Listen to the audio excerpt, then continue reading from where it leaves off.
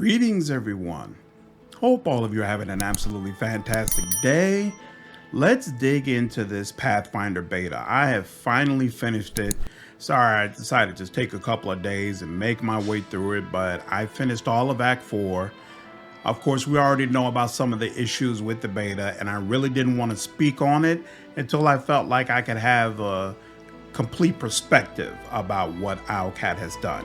So now that we're at this point, first and foremost, I want to thank everybody for your support of the channel. I am almost at 600 views and rising, still on that slow climb to 1,000, but I appreciate everyone who's on this journey with me and everyone who seems to be enjoying the content. Really appreciate you all and enjoying this process. Digging into the beta. First and foremost, I want to make clear, I am definitely still super excited for this game.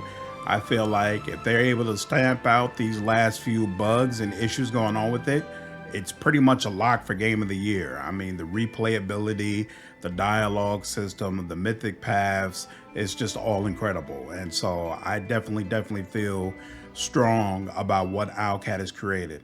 Some specific things that are in the beta compared to the last update. First and foremost, they fixed a lot of the annoying bugs that we experienced in the last update.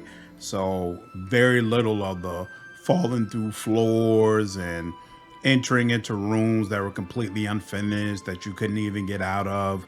A lot of that has been cleared up, and it's obvious they've been putting a lot of work into it. Things look better as well, as far as they have new interfaces in. A lot of the items that were using old Kingmaker art have now been updated for the game, and so it looks a lot more polished and like it's closer to actually being complete. There are a lot more items in this game, so a lot more gear that you can put on your party members than there were previously. So I think in both of my reviews for the last updates, I mentioned that I had a problem with being able to complete the game and the vast majority of my character sheet being empty. That is much less of an issue with this recent update. They've added a lot more gloves, belts, helmets, things that hang from your belt that do different things based upon your class, or some that are even based around what mythic path you're on. So really cool stuff. I'm much more confident that you should be able to kit out all of your party members successfully by the time you finish the game. So it's really good to see that they put some effort into that. There's been some more voice acting added, and it's all fantastic. There's only one character who I'm still kind of iffy on, and I'm gonna wait until the game fully releases and I'm able to see the totality of that work before I comment on it. But the vast majority of the voice work that I've heard, I feel very good about. I feel like most of it matches the characters and portrays their personalities in a way that I would expect. More subclasses have been added to the game as well. I actually did most of my playthrough as an elemental specialist, and it was great. Unfortunately, most of the items that the game provides you right now are really based around you being a fire mage. So I hope there are more items that are added in case you want to specialize in ice or acid or something of that sort. But even as someone who specialized in acid before I realized that fire was the way to go, I still had an absolutely great time, and I felt like it's a really strong subclass. And some of the other ones that I've seen but haven't gotten the chance to play through yet look very strong as well. The game definitely feels harder than it has in previous updates. Not necessarily the regular fights that you go through, but the Crusade army fights. You can't fireball your way out of all of them the way you could before. And a lot of the random encounters that you get now, they're not just throwaway fights either. You can absolutely get wiped while you're just walking around the map if you're not careful. And so I think that's kind of cool. I put that on the positive side.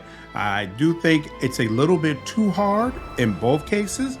I think there's still a little bit of adjustments that need to be made, but I know a lot of you have commented on my playthroughs feeling like I'm blowing through the content way too easily and that I should be put into a position where I have to use more of the resources made available to me. And I definitely feel like they've kind of made some adjustments in the game to help ensure you're going to do exactly that. So kudos to them. So obviously there's a lot to be excited for regarding this game, and Owlcat is doing a lot to try to get this game ready for full release in a little bit over a month.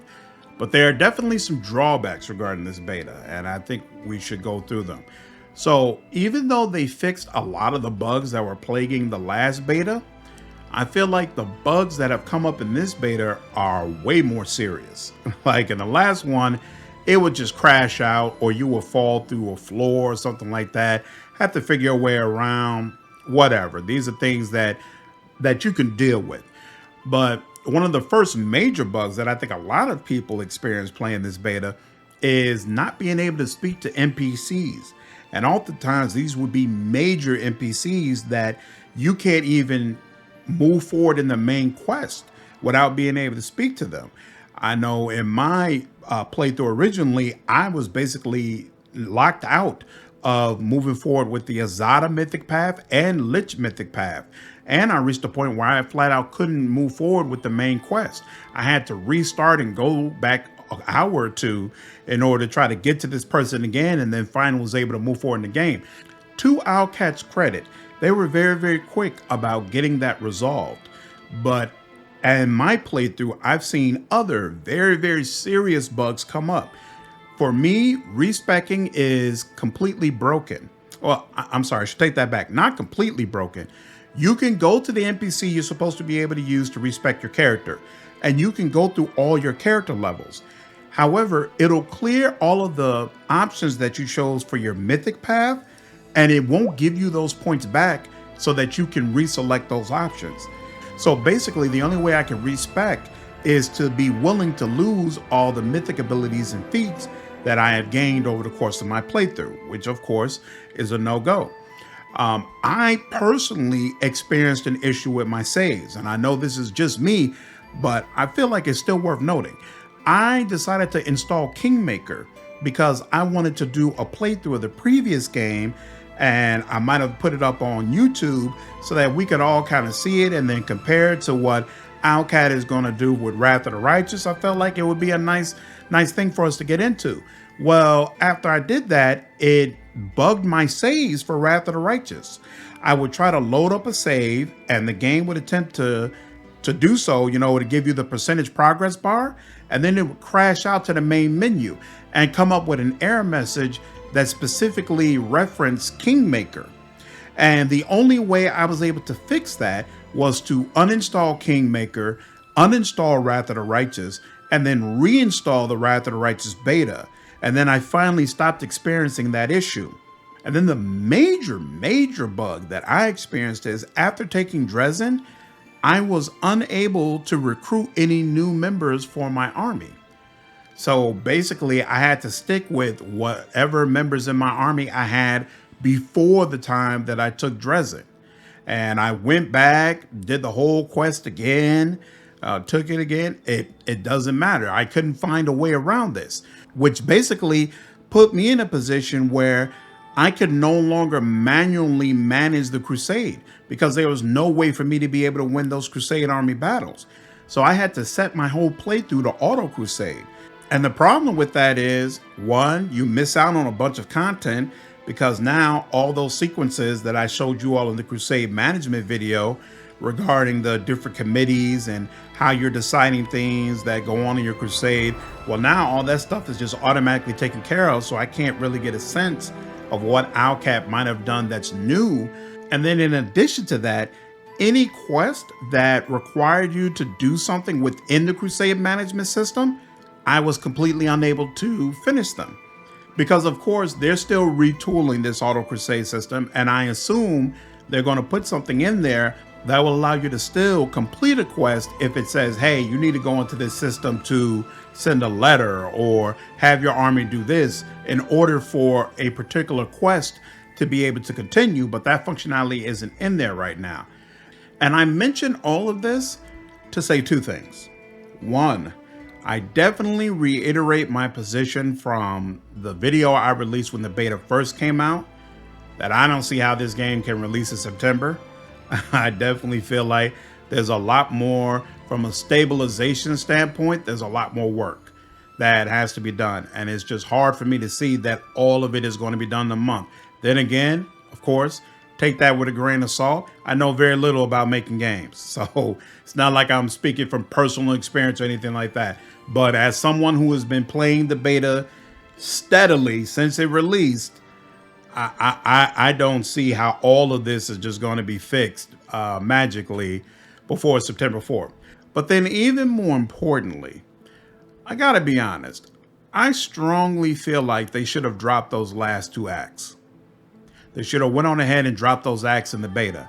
I understand that they want to hold on to that to probably limit spoilers or, you know, people feeling like they had already seen everything that was in the game. But the amount of freezing and crashes you experience in Act 4 right now in the beta is pretty monumental. I have submitted a ton of bugs to Owlcat. And it's hard for me to imagine that Act 5 and 6 are somehow significantly more stable or in a significantly better place compared to Act 4, which they released to the general public. So to me, if you're already behind the 8 ball and you're already rushing and trying to get all of this done within a month's time frame, you really need all hands on deck helping you to figure out where the bug's at and what needs to be stabilized within this product. So in my opinion, they should have just went on ahead and dropped that and said, hey, you know, send us everything that's wrong so we can fix it. And the fact that that hasn't happened yet, I'm wary about a September 4th release date. I got to be completely honest with you. Again, love this game. Think it's absolutely fantastic.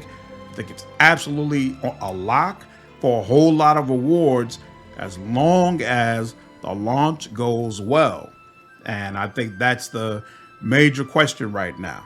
But anyway, that is my thoughts. Definitely love the game. Regardless of the state that it's in, when it releases, you know I'll be playing the crap out of it. And I'm sure a lot of you will as well. So let me know down in the comments. What do you think? Have you been playing the beta? Have you been enjoying it? Do you agree or disagree with anything that I've said about it? Leave me a like down below if you enjoyed the content and subscribe to the channel if you haven't already. I will see you all in the next video. Take care.